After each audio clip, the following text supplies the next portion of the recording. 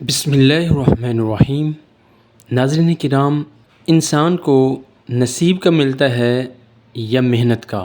اس حوالے سے آج کی یہ ویڈیو بہت ہی اہم ہے۔ اس ویڈیو کو مکمل سنیں تاکہ آپ کو یہ کنسیپٹ کہ نصیب کا ملتا ہے یا محنت کا، اس کے بارے میں مکمل معلومات حاصل ہو سکیں۔ اگر آپ نے ہمارا چینل سبسکرائب نہیں کیا ہے تو چینل کو سبسکرائب کیجئے، ویڈیو کو لائک کیجئے اور آگے اس کو شیئر کیجئے۔ ناظرین کرام، آج کی اس ویڈیو بنانے کا مقصد کچھ یوں ہے کہ میں نے ایک بچے سے پوچھا کہ بیٹا، آپ کے امتحان قریب ہیں، آپ محنت کیوں نہیں کر رہے؟ آپ اپنے امتحان کے اچھے طریقے سے تیاری کیوں نہیں کر رہے؟ تو اس نے جواب دیا کہ جو نصیب میں ہوگا وہ مل جائے گا۔ پھر فوراً اس نے مجھ سے سوال کیا کہ مجھے یہ بتائیں، محنت کا ملتا ہے یا نصیب کا؟ میں نے پہلے اس کے پہلے جواب کا جواب دیا۔ میں نے اس سے کہا کہ مجھے یہ بتاؤ کہ آپ کے نصیب میں کیا لکھا ہوا ہے؟ کیا آپ کو پتہ ہے کہ آپ کے نصیب میں آپ کا مستقبل کیا لکھا گیا ہے؟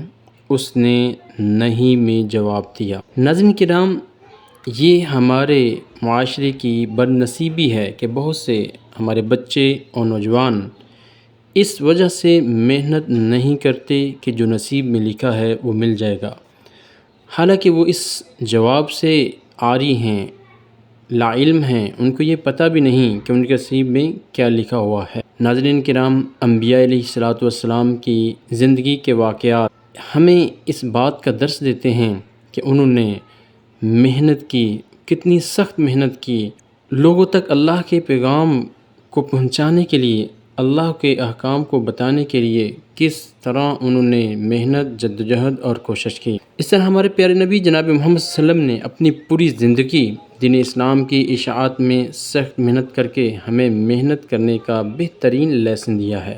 اور پھر آپ کے بعد خلفائے راشدین نے عرب سے باہر دین اسلام کو پھیلانے کے لیے کتنی سخت محنت کی، جدوجہد اور کوشش کی۔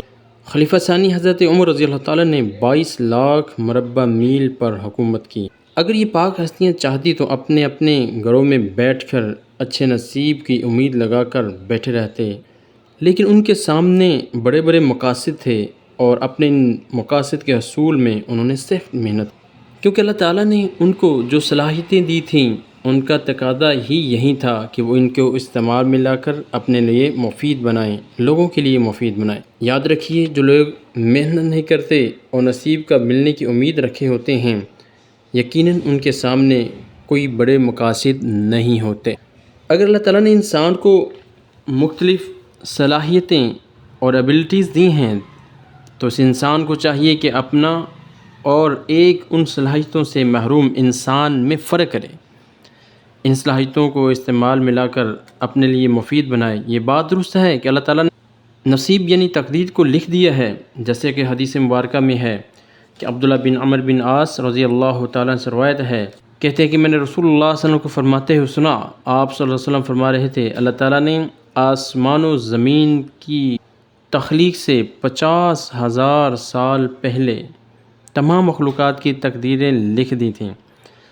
اسی طرح آپ صلی اللہ علیہ وسلم میں سب سے اللہ تعالیٰ نے قلم کو حکم فرمایا اور اسے حکم دیا کہ لکھو، تو قلم نے کہا یا رب میں کیا لکھوں؟ اللہ تعالیٰ نے اسے فرمایا قیامت قائم ہونے تک آنے والی مخلوقات کی تقدیریں لکھ دو۔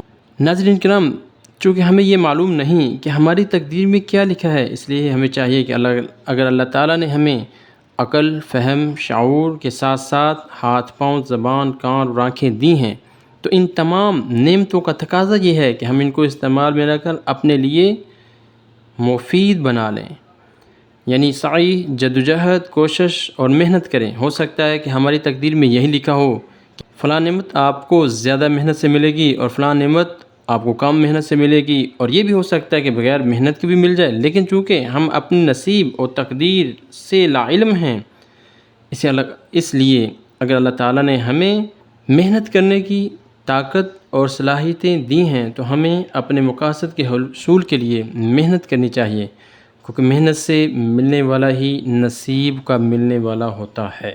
ناظرین کرام، اس سلسلے میں جو دعائیں اور وظائف بتائے جاتے ہیں کہ فلاں دعا سے عمر میں اضافہ ہوتا ہے، فلاں دعا سے بیماریاں دور ہو جاتی ہیں، فلاں دعا سے رزق میں اضافہ ہوتا ہے، دراصل ہماری تقدیر یا نصیب میں یہی لکھا ہوتا ہے کہ اس شخص کو یہ رزق، بیماری سے شفا، عمر میں اضافہ وغیرہ فلاں فلاں وظیفہ یا دعا کے پڑھنے سے ملے گا۔ اس لیے ہمیں یہ دعائیں اور وظائف بھی کرتے رہنا چاہیے۔ اس سلسلے میں ایک ایسا وظیفہ، ایک ایسی دعا شیئر کرنے جا رہا ہوں جس کے پڑھنے سے آپ سخت آزمائش، بدبختی، برے نصیب اور دشمن کے خوش ہونے سے یعنی دشمن کے حسد کرنے سے آپ محفوظ رہتے ہیں۔ وہ دعا یہ ہے: اللہم انی اعوذ بک من جہد البلاء ودرک الشقاء وسوء القضاء وشماتۃ الاعداء۔ اس دعا کو ترجمے کے ساتھ سمجھ کر اوپر سے پڑھیں، زبانی پڑھیں، اور یہ دعا کسی وقت بھی پڑھی جا سکتی ہے، خصوصاً جب بھی آپ اللہ تعالیٰ سے مانگنے کے لیے اپنے ہاتھوں کو اٹھاتے ہیں تو اس دعا کو ضرور اپنی دعا کا حصہ بنائیں۔ انشاءاللہ اس دعا کے پڑھنے کی برکت سے 4 فائدے ملیں گے، 4 طرح کی حفاظت میں آ جائیں گے۔ ایک تو سخت آزمائش سے، دوسرا بدبختی سے، تیسرا برے نصیب سے، اور چوتھا دشمن کے خوش ہونے سے یعنی دشمن کے حسد کرنے سے۔ امید ہے کہ اس ویڈیو سے آپ کو نصیب یعنی تقدیر اور محنت کی عظمت اور دعاؤں وظائف کی اہمیت کا علم ہوا ہوگا۔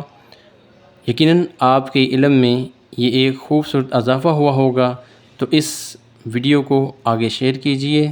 جزاکم اللہ خیرہ۔